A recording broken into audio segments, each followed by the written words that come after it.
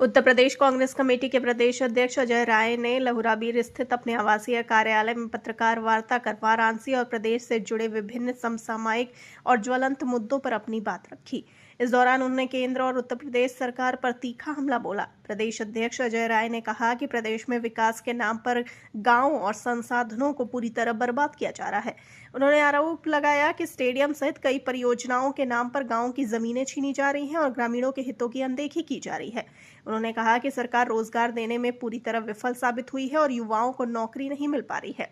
अजय राय ने केंद्र सरकार पर अमेरिका के सामने झुकने का आरोप लगाते हुए कहा कि पीएम मोदी और भाजपा सरकार देश को अमेरिका की नीतियों के अनुसार चला रही है। उन्होंने कहा कि देश की स्वतंत्र नीति को कमजोर किया जा रहा है और सरकार विदेशी दबाव में फैसले ले रही है। प्रदेश अध्यक्ष ने मदरसों की जांच के मुद्दे पर भी सरकार को घेरा।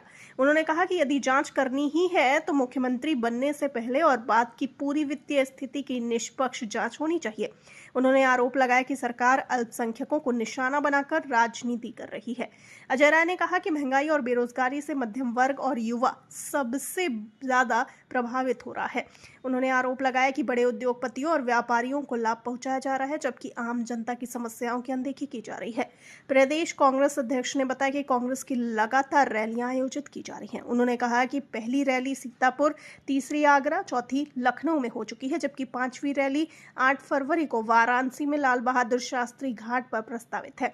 इस रैली में काशी समेत पूरे बनारस से कांग्रेस कार्यकर्ता बड़ी संख्या में शामिल होंगे और कई राष्ट्रीय नेता भी कार्यक्रम में शिरकत करेंगे।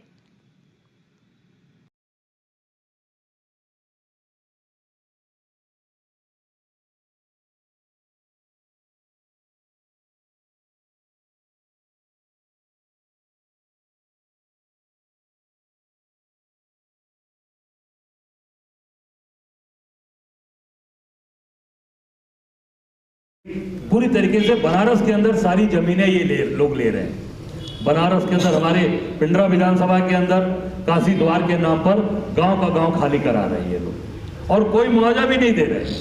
और इसी प्रकार जो अभी ये स्टेडियम बना रहे हैं, स्टेडियम गंजारी के अगल बगल के भी सारे गांव को पूरी तरीके से बर्बाद कर रहे हैं, पूरे गांव का नामो निशान मिटा रहे हैं। इसी प्रकार चिरई गांव में एक वहां का गांव है मौजा मदन मोड़नी के अंदर भी सारे गांव के लोगों की ये सारी जमीनें एक्वायर कर रहे हैं विकास प्राधिकरण, जिसमें धारा 80 के आदेश के बिना ही आवासीय श्रेणी में कृषि भूमि खरीदी जा रही है।